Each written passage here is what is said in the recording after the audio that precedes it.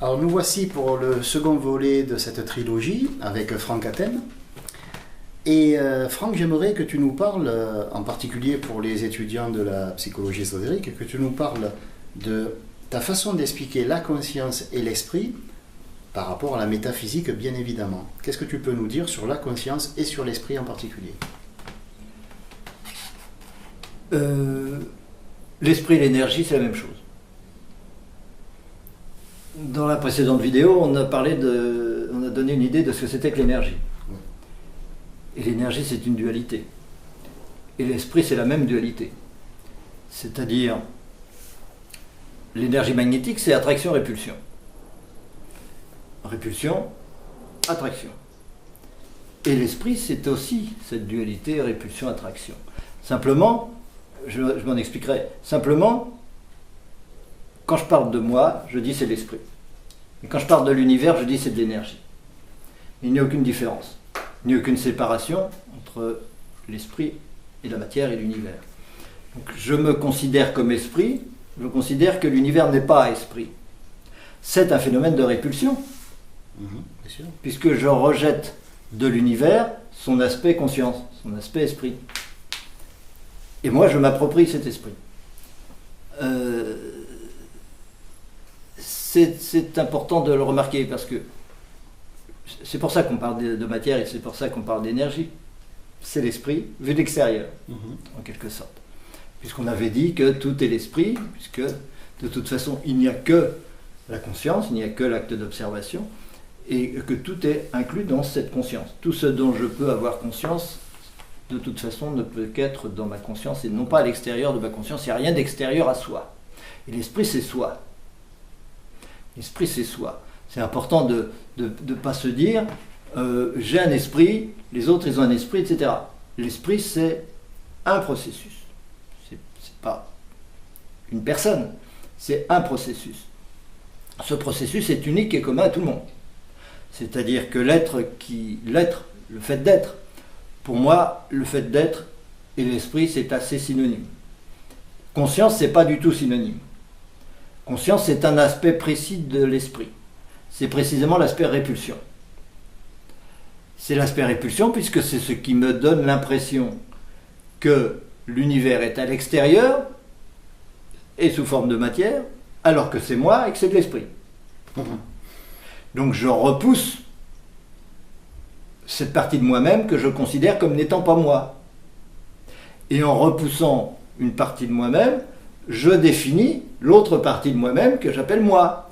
Tu le délimites. Oui. Et cette délimitation, je vais la défendre. Et l'ego consiste à entretenir une permanence à cette séparation entre ce que je considère comme étant moi et ce que je considère comme n'étant pas moi, bien que tout soit le même esprit.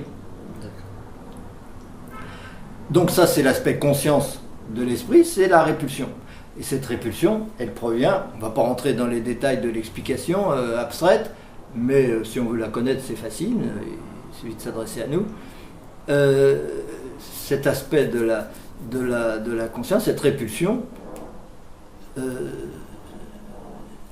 c'est un rapport entre le zéro et l'infini. Disons, pour simplifier, c'est un rapport entre le zéro et l'infini. La conscience étant toujours le zéro qui s'oppose à l'infini, le centre. Chacun a l'impression d'être au centre de l'univers. Oui. La conscience consiste à avoir l'impression d'être au centre du tout, alors qu'on est le tout. On est le tout, puisque tout est la conscience, et que je suis la conscience. Tout être est la conscience. Donc je suis le tout, et néanmoins j'ai l'impression que ce tout est à l'extérieur, et moi je me situe au centre. Donc je me situe en tant que zéro par rapport à quelque chose qui à l'extérieur n'est pas délimité, est infini potentiellement. Ça, c'est la répulsion, c'est la conscience. Le fait qu'à chaque instant, cette loi relative à l'infini, qui est en fait l'impossibilité de l'infini, engendre la conscience se produit à chaque instant. Et c'est le fait que ça se produise à chaque instant qui fait qu'on dit que c'est de la conscience. Parce qu'à chaque instant, il y a cette opposition entre ce que je considère comme étant moi et ce que je considère comme n'étant pas moi. Mais si j'étais complètement conscient d'être rien, zéro au centre, mon infinité serait automatique et le néant serait. Or, l'être, c'est le contraire du néant. L'être est le fait que le néant n'est pas possible. Cette unité entre le zéro et l'infini est impossible pour des raisons qu'on explique très clairement. Et donc, si j'étais conscient d'être rien, je ne serais pas conscient. Je ne suis conscient que parce que je me crois quelque chose. Je me crois une limitation dans cet infini, quelque chose dans l'infini, une partie de l'infini, par opposition à tout le reste de l'infini qui, évidemment, n'a pas de limite. Et cette séparation se place au niveau de l'ego, c'est-à-dire mes caractéristiques personnelles, et c'est uniquement au niveau de ces caractéristiques personnelles que se situe la conscience. C'est-à-dire que je ne suis pas conscient en permanence de tout ce que je contiens par rapport à l'infini, toute la partie que je m'approprie, qui sont en fait des mémoires, qui sont en fait mes caractéristiques personnelles, tout mon passé, mes vies antérieures, toutes mes mémoires des événements que j'ai vécus, etc., tout ce qui caractérise ma personnalité. Cela est l'intérieur de mon ego. Et puis il y a l'extérieur de mon ego, qui est le monde que je vis, et qui correspond très précisément à cet ego. Parce que si je suis cet ego-là, évidemment, il y a l'univers qui va avec. Ben oui.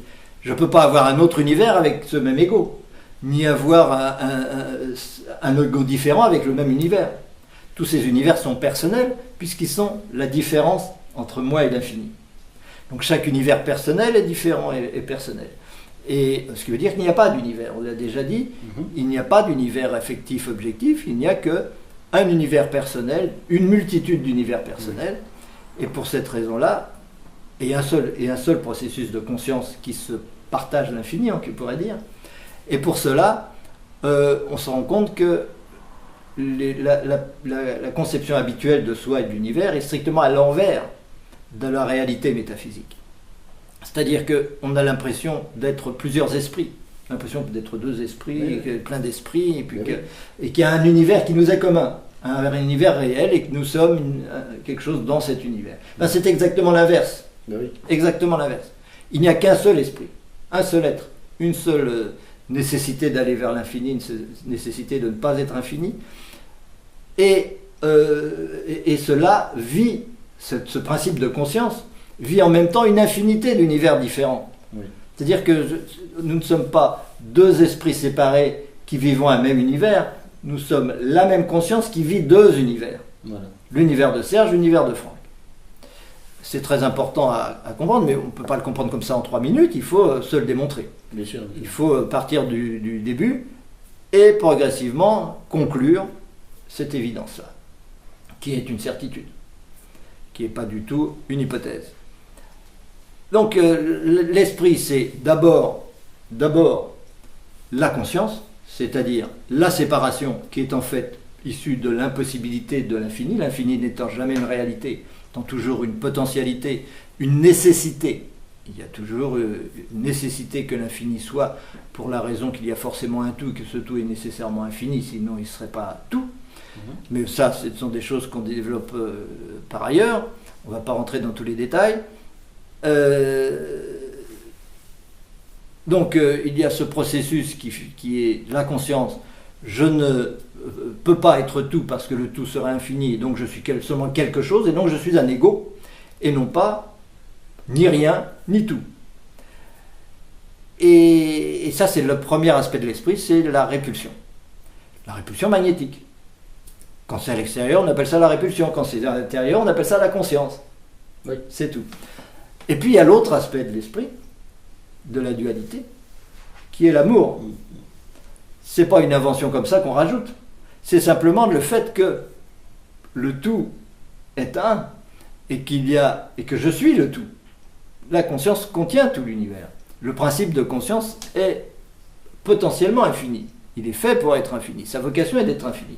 Mais comme il refuse d'être infini et qu'il repousse l'essentiel de lui-même, eh bien à partir de là, puisque la nécessité d'être infini, je passe mon temps à essayer de réintégrer cet infini en moi. Et réintégrer l'infini en moi, c'est réintégrer l'autre en moi. C'est réintégrer l'extérieur en moi, par tous les moyens. C'est-à-dire par le fait de manger, le fait de faire l'amour, le fait de la gravitation, que les masses essayent de s'unir, de se mélanger, etc. La communication, ce qu'on fait en ce moment, c'est de la communication, c'est fait pour s'unir, pour se rendre compte que nos idées sont les mêmes, que nos pensées à la base sont les mêmes, nos sentiments, nos ressentis sont les mêmes. Tout ça, c'est une façon de faire l'unité, et l'amour, c'est ça. L'amour, c'est toutes les façons de faire l'unité pour réintégrer cet infini en soi, et s'apercevoir petit à petit qu'on est l'infini. Est-ce que, je t'interromps 2 secondes, est-ce qu'on peut dire que l'amour est le moteur de l'évolution ? Étant donné que l'être a cette façon de se distinguer du reste du monde, dès l'instant où l'amour le pousse vers l'extérieur, il va toujours rester lui-même, bien sûr, mais il va être un lui-même de plus en plus grand, et tout en étant distinct, ce qui va être distingué va être de moins en moins grand, de moins en moins important, bien qu'il soit face, on va dire, à une infinie potentielle. Est-ce qu'on peut dire donc que l'amour est le moteur de l'évolution ? Puisque, oui, bien sûr, puisque, bon, tu dis bien sûr, on va rester soi, mais pas vraiment. L'ego, on va dire. Mais l'ego, il ne reste pas lui-même, il est tout le temps en train de changer, il est tout le temps en train d'évoluer. Mais il reste quand même égo. Le principe d'ego reste perpétuellement. Il y aura toujours le sentiment d'être séparé de l'infini, et d'être quelque chose. Et ce besoin de défendre ce quelque chose par rapport à l'infini, grâce au mental. Le mental va permettre de défendre l'ego en permanence pour ne pas intégrer l'infini, mais c'est simplement le résultat de son impossibilité, cet infini.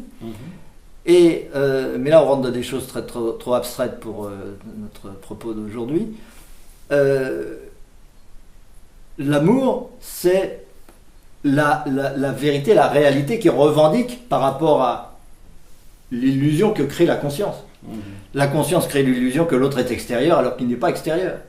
Et donc l'amour, c'est le fait que l'autre est intérieur qui revendique et qui petit à petit va changer cet ego. Mais à chaque instant, l'amour change l'ego. L'ego change tout le temps parce que l'ego est toujours en train d'intégrer quelque chose. Quand on discute comme ça, on intègre des choses. Moi, j'intègre ta vision, tu intègres la mienne, on intègre plein de choses qu'on n'avait pas vues tout à l'heure, il y a les mouches qui passent, tout ça. C'est des choses qu'on intègre. Et notre mémoire n'est plus la même. Et donc notre ego est différent, même si on défend des caractéristiques qu'on essaye de rendre permanentes. Mais c'est un gros effort de rendre permanentes ces caractéristiques, et ça use. Ça fatigue de maintenir cette répulsion pour rester quelqu'un de précis par rapport au tout, par rapport à toutes les possibilités. Et c'est cela qui fait que cet ego est forcément provisoire. C'est-à-dire qu'il se limite dans l'espace, mais il va aussi se limiter dans le temps. Et forcément, la mort va venir changer radicalement cet ego au bout d'un moment, qui aura usé toutes ces possibilités de rester séparé du tout. Et donc, à ce moment-là, on se sépare moins du tout. C'est-à-dire qu'on appelle ça sortir de son corps. En réalité, personne ne sort de son corps. C'est le corps qui est dans l'esprit, non pas l'esprit qui est dans le corps. Mais à ce moment-là, on a l'impression d'être subitement beaucoup plus infini, beaucoup plus subtil et beaucoup moins matériel et concentré sur un corps. Comme si on s'était diffusé quelque part, c'était un petit peu comme un gaz. Oui, c'est-à-dire, c'est pas qu'on se diffuse comme un gaz parce que c'est pas une réalité, c'est l'état de conscience qu'on avait de soi très limité, on est moins limité, on se limite moins. Donc on a l'impression d'être moins matériel, on a l'impression d'être beaucoup plus infini qu'on ne l'était. Mais pas totalement non plus, parce que l'infini est impossible. Donc, on est toujours dans une progression vers l'infini, et même mort, on est un petit peu plus infini, mais pas infini pour autant. Est-ce que tu pourrais Donc, on a un corps aussi en tant que mort. Est-ce que tu peux insister au niveau de la mort, quel est le rôle, si rôle il y a, ou quel est l'effet de la mort sur l'être humain, sur l'être humain lui-même? Pas sur l'être-té général, mais sur l'être humain. L'effet de la mort, c'est de s'habituer à plus d'infini qu'on en a vécu jusqu'à présent, plus qu'on en a accepté. On a plus d'informations, on rencontre son passé autant que son avenir, on est en contact avec une dimension de soi à laquelle on n'est pas du tout habitué, et à force de faire ces incursions dans cet au-delà, eh bien, on finit par gérer autrement sa vie matérielle, sa vie incarnée.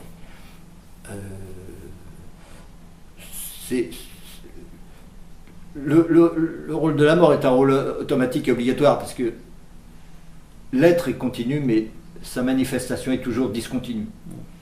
C'est-à-dire que les particules semblent être séparées les unes des autres, les planètes semblent être éloignées les unes des autres. Nous avons l'impression d'être éloignés les uns des autres. Eh bien, la vie aussi et la mort, c'est une autre discontinuité de l'être qui, à un moment, se sent incarné, à d'autres moments, ne se sent pas incarné, etc. Et à force de faire cet aller-retour, ça assouplit l'ego. Voilà. Le but est toujours d'assouplir l'ego, que ce soit les rencontres, les catastrophes, les ennuis, les conflits qu'on peut avoir avec les uns avec les autres, tout l'amour qui peut se manifester, tout cela permet d'assouplir l'ego et lui apprendre qu'on n'est pas ce qu'on croit être et ce qu'on défend de nous-mêmes, c'est pas du tout ça qu'on est, et que l'intérêt de l'être c'est d'être lui-même et de comprendre ce qu'il est lui-même et non pas de s'illusionner en croyant qu'il est quelqu'un.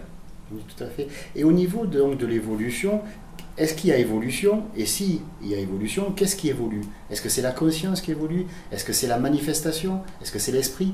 Non, la conscience n'évolue pas du tout. La conscience est incapable d'évoluer, c'est pas son problème. La conscience est un phénomène qui est immédiat et éternel. Dans l'instant présent, la répulsion agit et cette répulsion ne changera jamais. Il y aura toujours la même répulsion, c'est-à-dire qu'on aura toujours la même impression, le même sentiment que l'autre est extérieur. Même si on sait qu'il est intérieur, même si on est dans la plus grande empathie avec ce monde extérieur, même un maître spirituel qui est dans le samadhi le plus profond, etc., il va se remettre automatiquement dans l'état de conscience où il est séparé du monde. Il ne pourra pas y rester. Personne n'y reste, même mort ne reste pas dans l'unité. C'est un mouvement, c'est une nécessité, on y va, mais on n'y est jamais. La conscience est toujours une séparation, et cette séparation, elle est permanente. C'est toujours la même séparation. Par contre, ce qui change, c'est l'amour. C'est-à-dire la capacité d'amour qu'on a intégrée et qui fait croître l'ego. Plus l'ego va aimer, plus il va croître. C'est-à-dire plus il va intégrer de l'infini. C'est l'ego qui change. L'ego qui change, c'est beaucoup dire, parce que l'ego n'est pas quelque chose de permanent. C'est l'idée que l'on a de soi qui change, voilà. Le sentiment de limite qu'on se donne qui change, et donc l'amour qui correspond à ces limites qui changent. L'identification donc. Oui, l'identification à quelque chose, et cela correspond à une capacité d'amour précise. Et c'est au niveau de l'amour qu'on évolue, c'est pas au niveau de la conscience.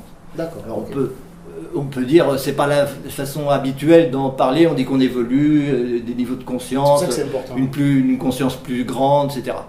On peut le dire comme ça. Mais quand je parle de la conscience, je parle du processus, du phénomène de conscience lui-même. Il n'y a rien de plus.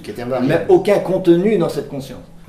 Cette conscience, c'est le phénomène de répulsion, le fait d'être conscient purement et simplement, sans lui donner aucune caractéristique autre que le fait d'être conscient. La conscience morale, la conscience d'un univers plutôt que d'un autre, c'est autre chose. Ça, c'est des capacités d'amour différentes. Si j'ai conscience d'un univers plus subtil, c'est que je suis plus dans l'amour que quand j'ai conscience d'un univers qui est très très matériel. C'est l'amour qui a changé. L'amour est une évolution, l'amour est l'évolution elle-même, tout simplement. L'amour est l'évolution elle-même, voilà. Je crois que c'est une bonne chose de le préciser. Donc la conscience ne varie pas, ou du moins le processus conscient ne varie pas, c'est l'amour qui peut donner cette sensation où on peut, si j'ai bien compris, on s'identifie de plus en plus à quelque chose de grand, et donc de moins en moins à quelque chose de petit. Donc l'ego n'évolue pas vraiment dans l'absolu, parce que c'est juste une identification, mais on arrive à s'identifier de moins en moins à quelque chose de séparé, de restreint, de distinct, et on arrive à un processus qui est de plus en plus constant. Par contre, ce qui est intéressant, c'est que selon la métaphysique, il n'y a pas un moment où on atteint le tout, où on atteint Dieu, où on atteint... Qu'est-ce que tu pourrais nous dire à ce niveau-là? Que si on pouvait l'atteindre, on ne serait pas là. C'est le fait de ne pas pouvoir l'atteindre qui fait la permanence de la conscience. Voilà. C'est-à-dire que la répulsion est éternelle, il y aura toujours répulsion, et la répulsion, c'est simplement le fait que l'infini est impossible. C'est pas que l'infini est possible. Si l'infini était possible, il serait, il n'y a rien qui l'en empêcherait. Il serait, donc il n'y aurait pas de conscience. La conscience est le fait que l'infini n'est pas possible. C'est-à-dire que comme l'infini est infini, on peut toujours, il est toujours un mouvement. Il n'est jamais une réalité. Il n'y a pas de réalité infinie. Il n'y a pas quelque chose, on dit, bah voilà, ça c'est l'infini. De même qu'il n'y a pas de nombre infini. Il n'y a pas de nombre infini. Tu connais un nombre infini? Non. Non. Par contre, est-ce qu'il est nécessaire qu'il y ait une infinité de nombres? Ah, ça c'est pas mal, oui. Ben oui. Ouais. Évidemment, il faut qu'il y ait une infinité de nombres. Ouais. Et pourtant, il n'y a pas de nombre infini. Et bien quand on a compris ça, on a compris l'univers. Et on a compris la conscience. Le fait que l'infini soit à la fois nécessaire et impossible, c'est la dualité de l'être. C'est-à-dire qu'en tant que nécessité, c'est l'amour, c'est l'attraction, c'est le fait que l'infini, c'est toujours une tendance vers laquelle on va, toujours dans le même sens, c'est le sens du temps, c'est le sens de l'évolution, etc. Mais en même temps, on ne peut jamais l'atteindre, donc on est toujours limité. Donc on est toujours séparé, donc on est toujours en répulsion, et donc on est toujours quelque chose. Et là où ces deux volontés contraires, ces deux nécessités contraires se rencontrent, il y a la particule atomique. C'est-à-dire que c'est là qu'il y a la résistance. Non, au-delà de cette limite, je serai trop infini, je ne supporte pas. Donc là, il y a une résistance matérielle très solide. Il y a tout ce que j'ai déjà intégré qui est mes mémoires, il y a tout ce que je n'ai pas encore intégré. À l'infini, je n'atteindrai jamais. Et de toute façon, l'infini ne peut pas être atteint parce qu'il est infini. C'est absolument essentiel de méditer là-dessus et de le comprendre profondément, parce que c'est ça le point fondamental qui permet de comprendre ce que c'est que soi et ce que c'est que l'univers. L'impossibilité de l'infini. De l'impossibilité de l'infini naît la conscience, mais de sa nécessité naît l'amour. Et nous sommes la conciliation, la conciliation entre les deux. Nous sommes un rapport entre une impossibilité qui est absolue et un besoin qui, lui, va être progressif, essayer de se rapprocher toujours de cet infini, sans jamais l'atteindre. Et c'est ça qui fait que l'amour est éternellement de plus en plus grand, qu'il n'y a pas de limite à l'évolution spirituelle, il n'y a pas de limite à la connaissance, il n'y a pas de limite à tout ça. On progressera toujours. Et tout être spirituel, où qu'il soit, est en évolution vers l'infini, sans jamais pouvoir l'atteindre. Et si nous pouvions l'atteindre, il y a longtemps que ce serait fait, et il n'y aurait rien, ce serait le néant. Le fait c'est le fait que le néant est à la fois nécessaire et impossible, c'est ce paradoxe du néant qui explique l'univers, l'être, et qui fait qu'on est là, en train de discuter, de se poser des questions. S'il n'y avait pas ce paradoxe, il n'y aurait rien. Et il est facile de comprendre que le fait que l'infini soit nécessaire et impossible fait qu'à la place de l'infini, ce qui est réel, c'est l'infinité des finis. C'est-à-dire la multitude, la multiplicité des finis. Tout ce qui doit constituer l'infini existe. Parce que l'infini, lui, n'existe pas, mais qu'il a besoin de tout pour être. Donc comme il est nécessaire, il a besoin de tout, mais comme rien n'est infini, il a besoin de tous les finis qui chacun va le constituer. De même que l'infini des nombres a besoin de chaque nombre. Imagine qu'on supprime le 150 ou le 260, ben c'est plus l'infini. Donc il a besoin de tous les nombres. Et quand tu dis et donc tous existent, et tous les finis existent. Est-ce que nous sommes un de ces finis? Oui. Donc toi, moi, nous sommes infinis. Chaque ego est un de ces finis, permettant progressivement la réalisation de l'infini. Oui, c'est très profond. C'est vrai que c'est de haute volée, mais finalement, si on prend le temps d'y méditer dessus, c'est compréhensible. Et une dernière question pour ce second volet, comment un métaphysicien tel que toi voit la notion de Dieu, ou l'idée de Dieu? Immédiatement, on comprend ce que c'est que Dieu et ce que ça veut dire que Dieu.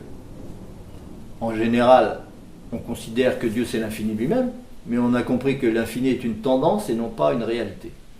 Donc on a compris que Dieu est un but et non pas une origine. C'est le but qui est l'origine. C'est le fait que l'infini est nécessaire qui nous engendre chacun d'entre nous. Donc nous sommes tous, chacun d'entre nous, chaque être de l'univers, que ce soit chaque brin d'herbe ou chaque fleur des champs ou chaque petit oiseau ou chaque papillon, tout cela est absolument indispensable pour constituer Dieu, sans jamais arriver à le constituer totalement. C'est pour ça que Dieu nous attire, c'est pour ça qu'on y va, c'est pour ça qu'on est tous à la demande, où est Dieu, je voudrais bien devenir Dieu, je voudrais bien atteindre Dieu. Éternellement, on essaiera d'atteindre Dieu, mais personne n'atteindra jamais Dieu.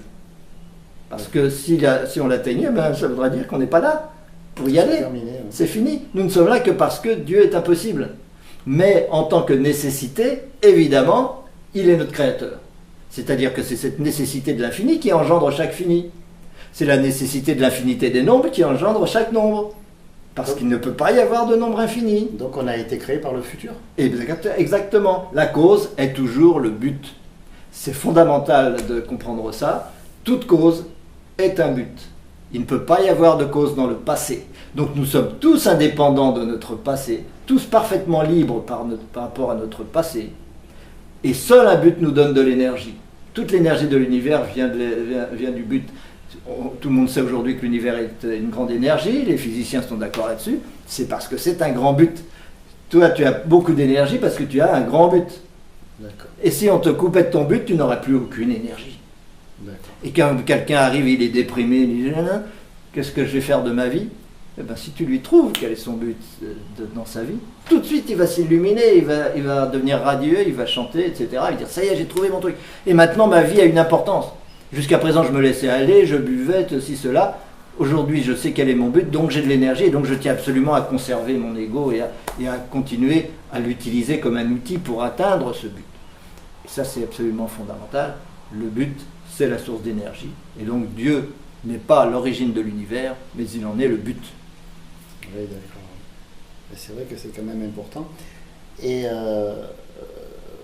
non, mais je pense que ça sera suffisant pour ce second volet. On se prépare pour le troisième et on fera un final au niveau du troisième. Je te remercie, Franck. Merci à toi.